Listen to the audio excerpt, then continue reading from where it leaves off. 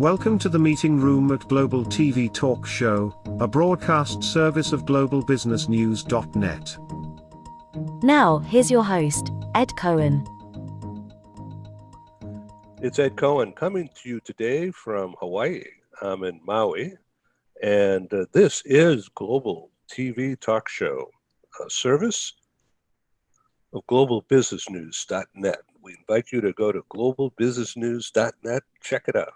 You're going to find some interesting, cool things, hot articles, video links, good food tips to keep healthy and build up your immune system, all kinds of stuff.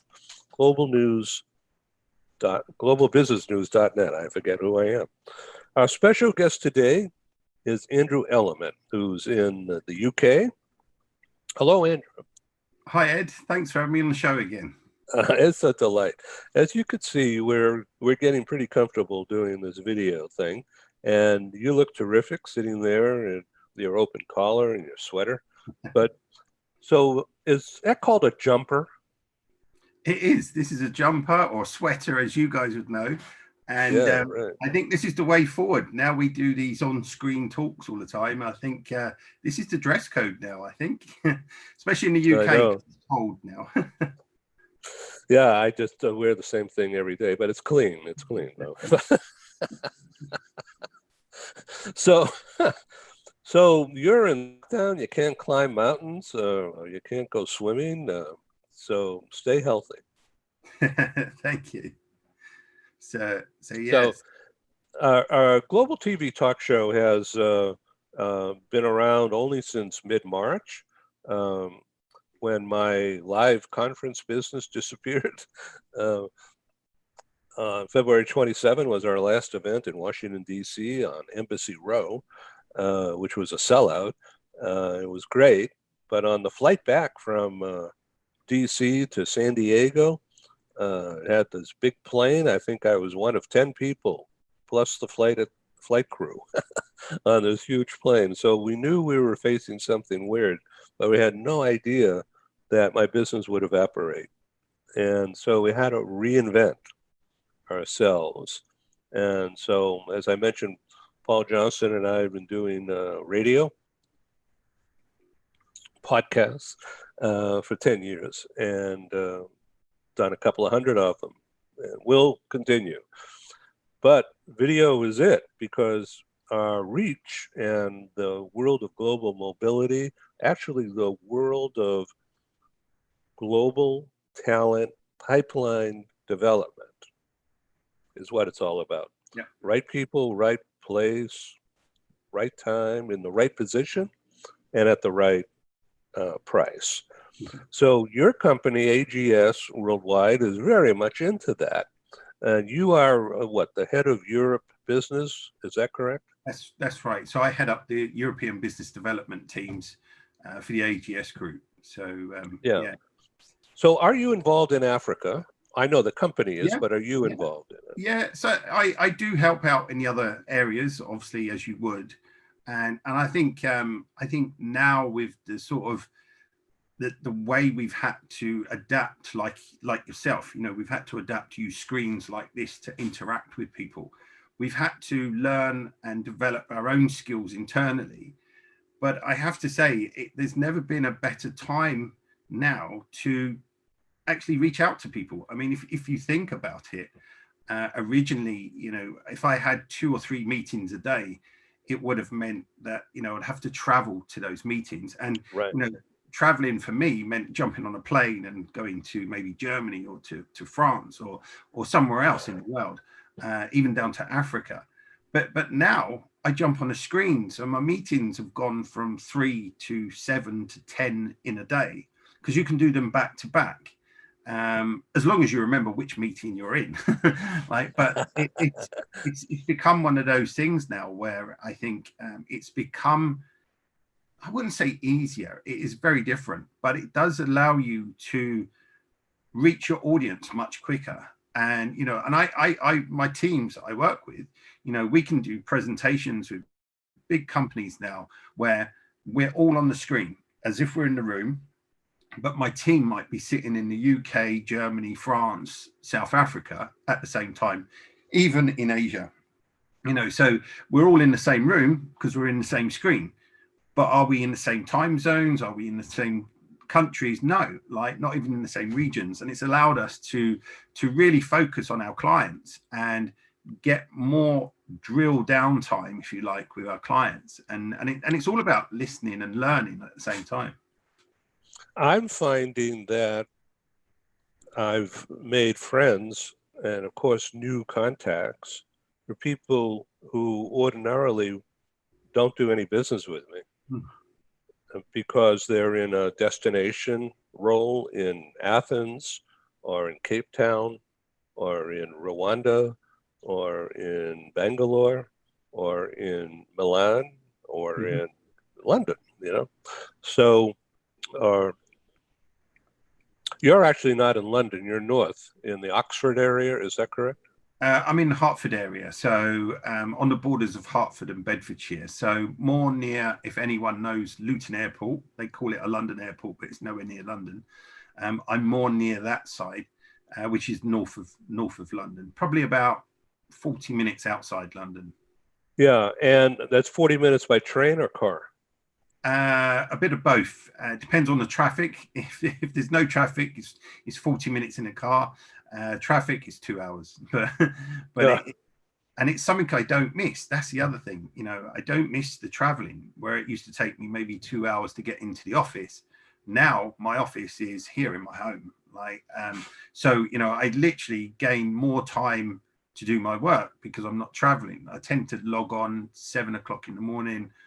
I'm still sitting here sometimes 7, 8 at night. I know you could say, well, that's not healthy for you, but it does allow you to use up more time to do your job at hand. And I think what you said about reaching out to people, I think the biggest thing that I found, I mean, the other day, my internet went down, the whole street went down, the internet went, and I was lost because I had no contact to the outside world. So that's a downside. Oh, wow. But as soon as it came back on, I was able to connect with everyone within seconds. And I think technology has always been there. We've always shied away from doing it this way. Now we're forced to do it this way. And I think it showed that people are working obviously longer but harder, I think, because everyone knows the situation. But also I found running the business development teams, the first thing I was told is from a lot of people, not just at AGS, but within the mobility world, if you like, is that you can't sell at the moment. There's no way you can sell. As a sales role, you cannot be selling to people. And I disagreed. And I get everyone's point, right? And I understand that people are at home, so you can't ring them up at the office because they're at home. But I found that this was the best time not to sell to them, but to reach out to them and ask them, what is it we can do to assist you in this time of crisis? And listen. And I've found that, since lockdown, and we've gone through 2 lots of lockdown at the moment, we've managed to successfully work with not just our existing clients, but also bring on new clients. And we've won some very big tenders, which I'm not sure they would have gone to tender as such unless they, because it's finding the time to do that. But we found there's been quite a lot of tenders out there, and we've been very successful, and you learn from them, you listen to them, you have more time with them, screen time. It's that old, I used to say to people, if you ever get a client in the car to drop them off at the airport or something, you get windscreen time, right, in your car. You get that little bit of time to really understand your client, right? But now we get PC screen time, so you have this time to chat to them, and I don't think it was a matter of selling. I think my biggest thing at the moment is I don't think salespeople are a role as such. I think it's more about understanding what it is a business is looking for and where are they looking to grow, how are they looking to grow, and how does that fit into what we do for them. So I think it's not so much selling, it's more understanding what they're going through, and I think that's really made a difference to how we approach companies at the moment, and I think, you know, it's definitely showing. I definitely agree with you. I find that the relationships are human, because if you come across using this medium, if you appear to be aggressive and uncaring about, well, that the dog just came in and barked at you, or spouse came by and says, we have to eat dinner, or something like that, you know, that's very human, right? Everybody has that. It's like they say, oh, no, no, no, go away, go away. No, you have to be welcoming to what people's lives are all about. Completely. And so that becomes human. And so the person that you're looking at on the screen is human also. Yeah. And, you know, and they may be somewhat self-deprecating because they're not used to being on TV. Yeah. No. Right. I And think so right. you can't be a braggadocio. You know, you have to be more of a listener and a dialogue. Yeah.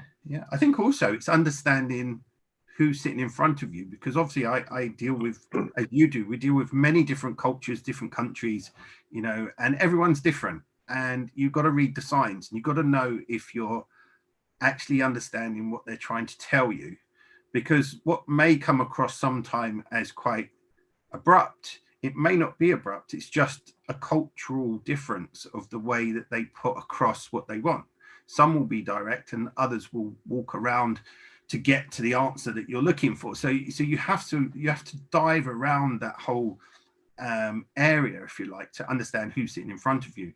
And I think what this has allowed, everyone's had to, you know, lots of people are working from home. Lots of people, this is new, you know, lots of people now, their office desk is either sitting in their living room, sitting in their dining room, you know, their boardroom turns into a bedroom now. It's so changed. But what it is, I think people are willing to talk because they want to tell you how they're feeling. You know, they want to have that interaction still, because they do miss going to the office. And you know what? When we're able to be face to face, we're going to have a much better relationship because we already have a dialogue going.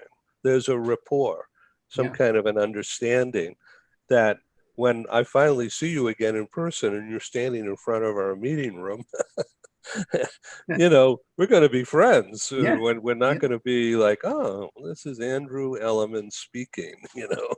We can have that beer as well. Yeah, indeed. So let me ask you, if I may, is AGS active in the US, or is it just sort of a service center? No, so we have one guy there that looks after all of our partners in the US. So we don't have a physical presence in the US.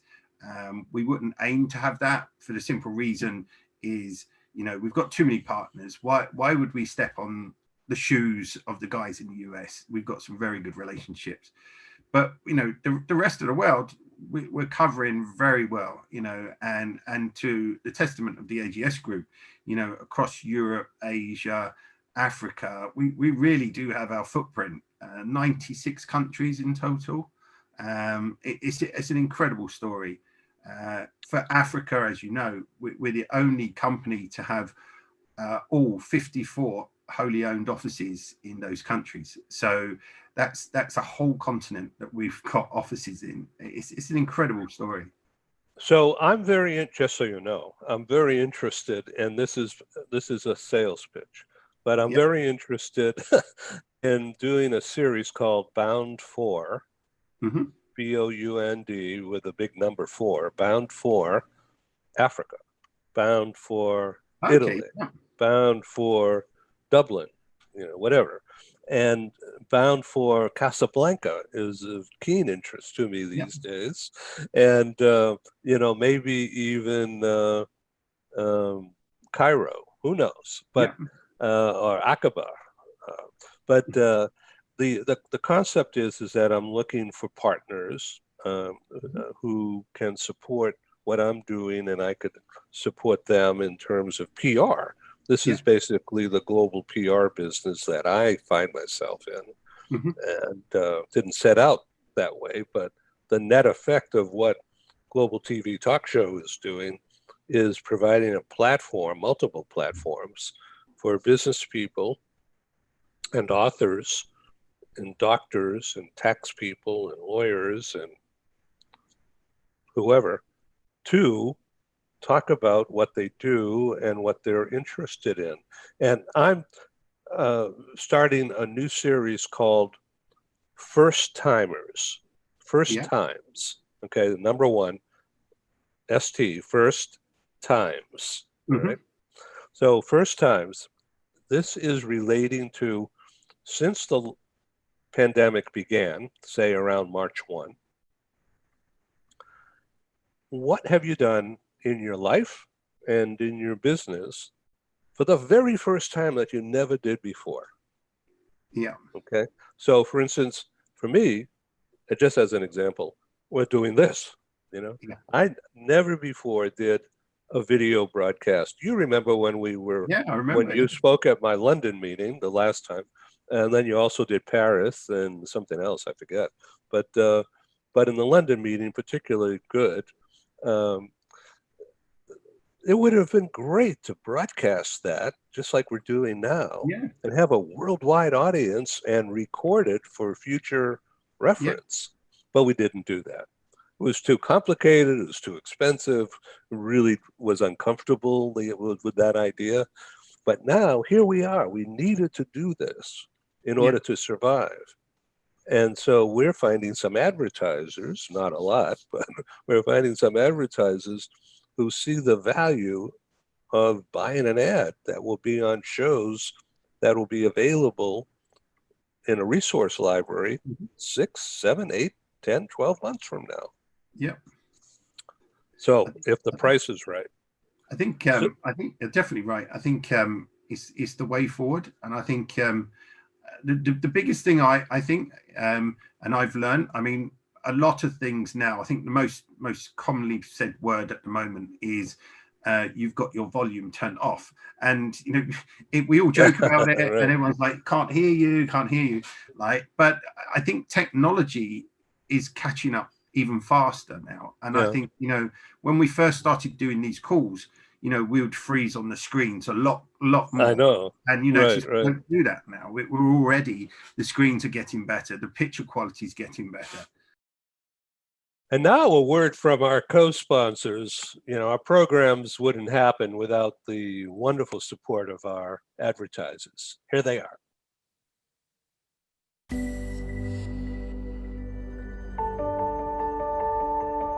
Something that's really neat is that the Bridge School partners with various organizations to provide learning for their students. For example, we partner with a major ballet company, and we are able to enroll several of their students into our school. So now not only is the student able to participate in a school and have a seamless transition while they're very active in their ballet career, but now they have other dancers that are with them that are doing some of the same courses. So it's almost becoming a camaraderie where they're taking similar courses, they're working together on their ballet, and really being able to form this great partnership with these organizations to provide a needed service. A lot of times there are student athletes who will spend hours and hours at the gym or at the basketball courts, wherever it is. And if they're attending a traditional school, they're in school from 8 to 3. They get a quick snack, and then they're at the gym for 3 to 4 hours in the evening. Coming to us and having that partnership, they're able to break that up throughout the day. They can have a morning practice, get some schooling in, have an afternoon practice, finish their schooling in the evening. So there's that flexibility. And additionally, if there are tournaments or performances, it's fantastic because if there's a week where they have shows straight through, they can take that week off of learning and then pick back up when they're done. So it offers this great flexibility. And for the program owners of these sports leagues, it is a win-win situation for them because they see this need. They see this need that their students need to make sure that they are obtaining the grades necessary to be successful adults in our country and in other countries. But it provides them an environment where they can be successful at both.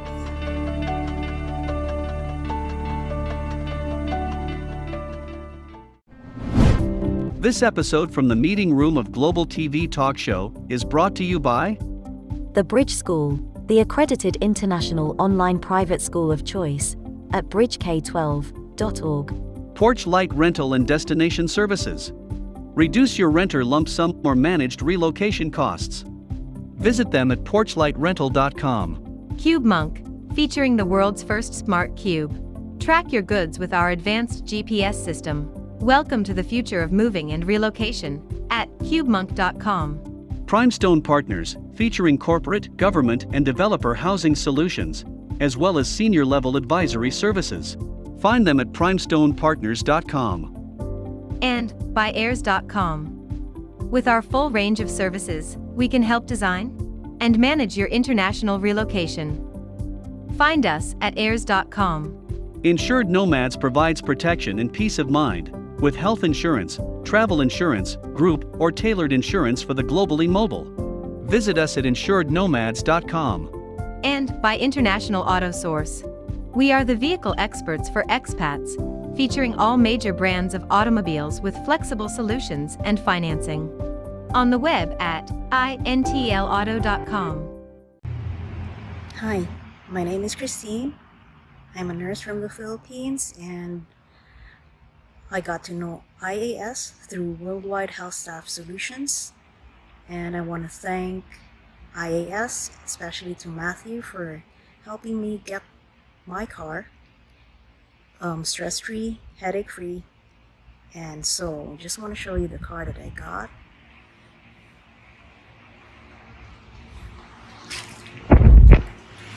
So it's a RAV4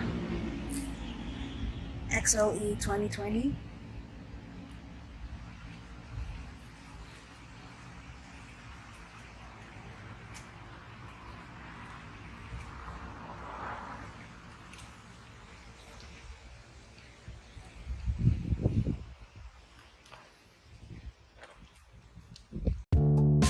As an expat moving to the USA, relocating is exciting, but it can also be stressful.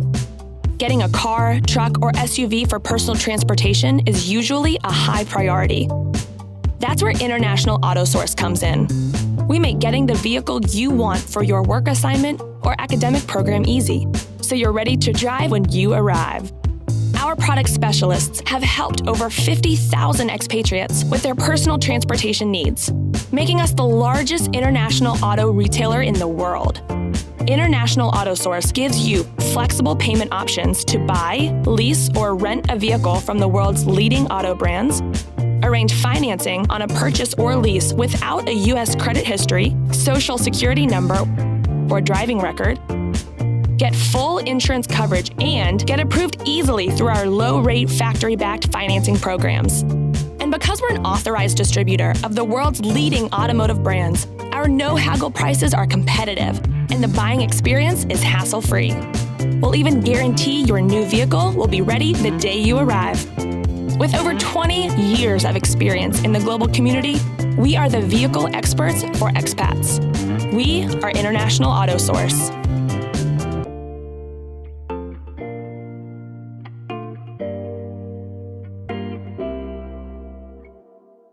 So, what is going on with AGS in the division Mobilitas? Is it Yeah. and destination services? Is that surviving? Is it growing?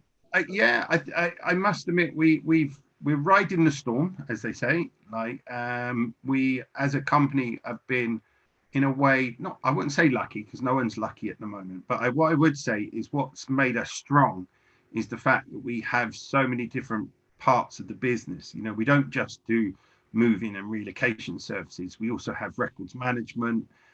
We also do office moving. There's so many different parts to the business that we do, that rather than just go and do one of those things in each of those countries that we're in, all 96 of them, we actually, when we hit the ground, we look to diverse and work out what else can we do. Domestic, can we do, you know, office moving, can we do records management?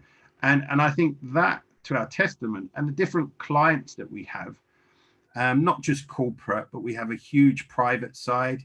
We also have diplomats and government work. So, you know, through the pandemic, you know, they're the guys that have kept us going, because, you know, the corporates at the moment, they're stuck. They don't know whether to send their people. But if you've got diplomats and you've got like governmental work, they're still moving people. So, you know, for us, it's managed, it's sort of kept us going, and we're steady. I'd say steady. That's the best probably word for it. So yesterday, our broadcast was bound for Brazil, and we had a wonderful program. And I'll send you that link when it's ready later today. Yeah, definitely. But one of our guest speakers was a mobility leader from Unilever in Brazil, Latin America. All right, Patricia, and she commented yesterday that their business is really booming. There has been no slowdown at all from her region. Yeah. And not everybody on the program could say that, frankly. No. So it was really interesting to learn about that.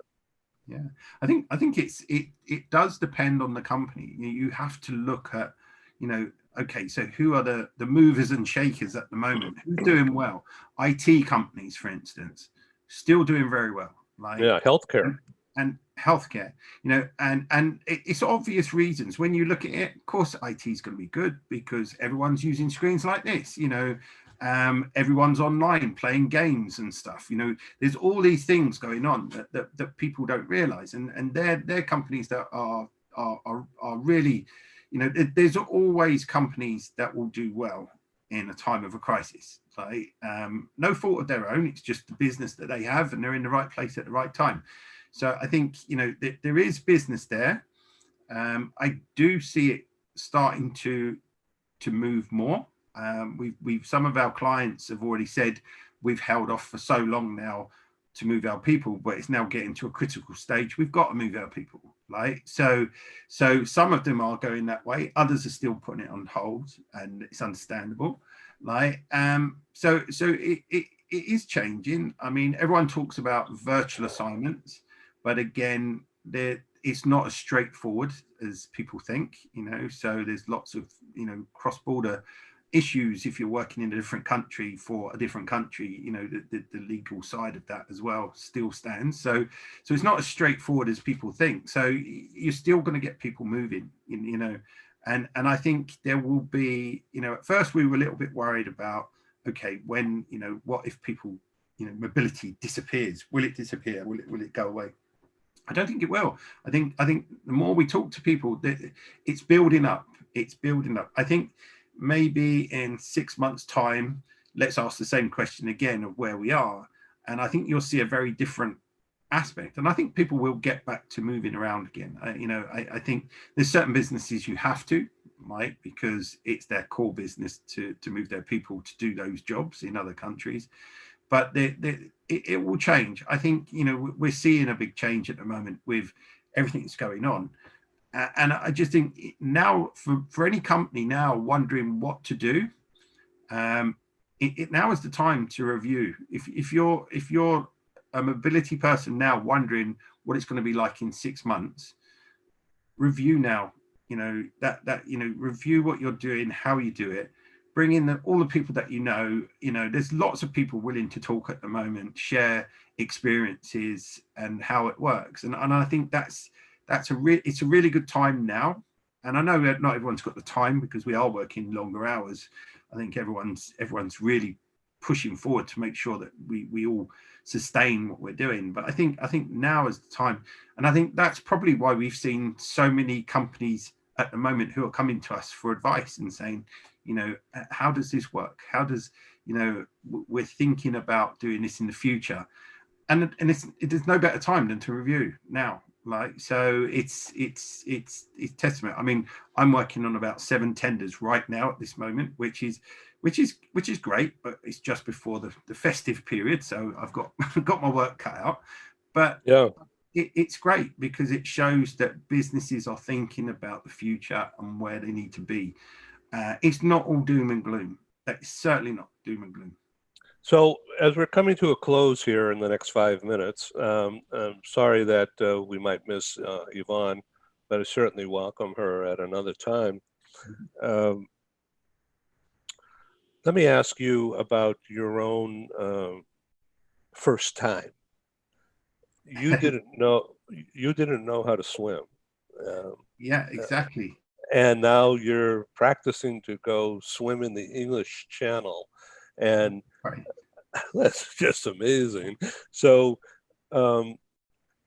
if you can, just do a couple of minutes. Think back now, a year and a half, 2 years ago, when we had a conversation about this is what I'm going to do, this is where I'm going to do it, this is how much I have to learn, and then you got swimming lessons, and you were in the indoor pool, and then you were out in the English lake or something where you are, right? No, in the river.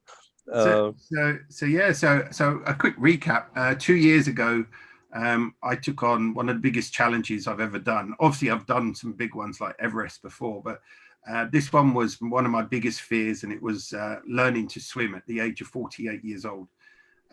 But not just learn to swim, I actually signed up to swim the English Channel without even taking a single lesson first. So it was one of those moments. Okay, let's jump in the deep end. I know I can't swim. I spent 2 years learning to swim, and this September we've just passed, I was meant to swim the English Channel, but I swim regular. I swim up a river 2-3 miles. I can swim now. I have no fear of the water anymore, and I absolutely love it. But this September just gone, I was meant to do the Channel, but because of the COVID and the restrictions, there was just no way I was going to be able to be ready in time. And my whole team I had a team of 9 joining me on the boat.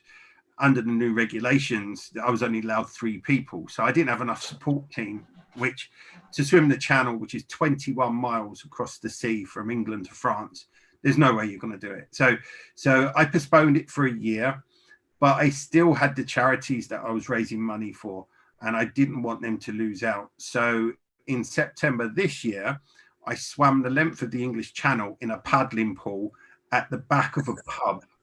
And I raised money for the charities. And it was still absolutely so hard. 8 hours swimming in cold water, going nowhere. So I was just tied to a rope to a tree, and it was an experience. But you didn't have any garbage floating around you. No, and there were no Russian submarines tickling your legs while you were doing it, or sharks going to bite you. Or jellyfish or anything. So it's still on. I'm doing it September 2021. Obviously, I'd love to come on the show and tell you all about it nearer the time more.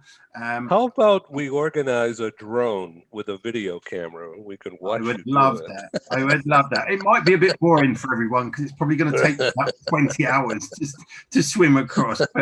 But it's a challenge that when I looked at it, I thought, what's one of the biggest challenges I could physically take on? And this was it. 21 miles across the sea. Roughly about 10 degrees to 11 degrees water temperature, the currents, the salt water, sickness, jellyfish, everything you can think of.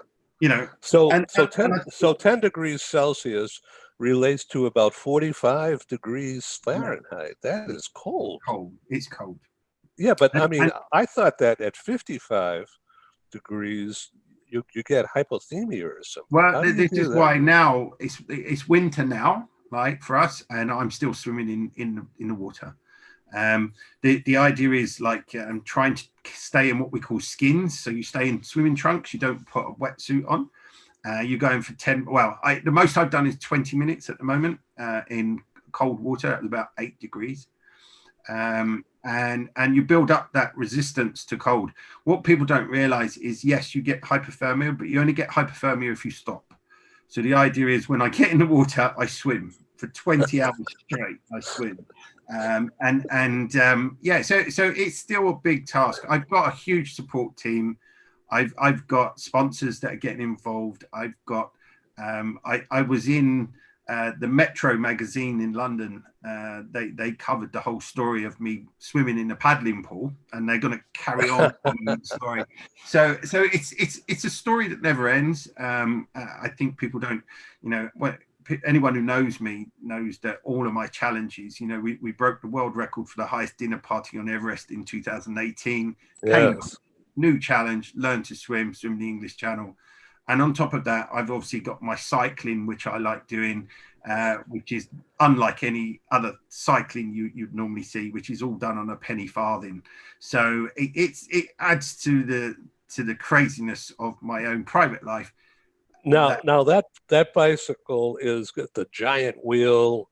Yes, and it's a you Victorian have to bike. wear a black tie with a stovepipe hat. Yeah, so we quite often dress up as Victorians and ride around London on the streets of London.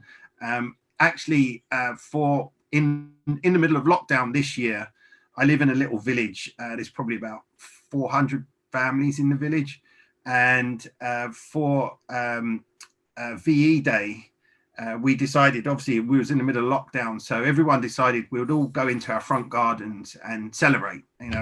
Still socially distancing, all sit in your front gardens. And if you think, we'd all been in lockdown for so long, everyone needed to celebrate slightly. And we sat there having celebrations for VE Day, and I decided to dress up as Winston Churchill, got on my bike, and I cycled round with a big cigar in my mouth, and everyone was waving flags, and it was just the most beautiful day to have. And I ended up in newspapers and everything. I wasn't expecting that, and I got gifts sent to my house saying you cheered us up, and I couldn't believe it. It was just I did it as a bit of a gimmick, but people grabbed hold of it. And I think that's the big thing about this year. I've seen such a community spirit of people that we can't go and meet each other, but we are doing it in a different way, and it has brought people closer together, even though we've got to stand further apart. So for me, it has been a real learning curve since this whole pandemic for everyone. Andy Elliman, thank you for being our guest on Global TV Talk Show today. It's been a delight. I welcome you back, and I look forward to being on your podcast. So how can people get in touch with you? How should they do that? So best way is to go on LinkedIn. You can find me. I'm quite unique. My surname's Elliman, so it's not a hugely known name, except in maybe the real estate in America. You've got the Elliman real estate side, but just look up Andrew Elliman. I'm pretty much the only person that's got that name, and you'll find me quite easily. And I work for the AGS group, so easy enough to find. Okay, cheers. Okay. Keep swimming. Thank you very much. Thank you. Okay. It's good to be on the show. Signing off. See you again. Bye-bye. Thank you. Bye-bye. Thank you for joining us in the meeting room at Global TV Talk Show. Have a wonderful day, and stay safe.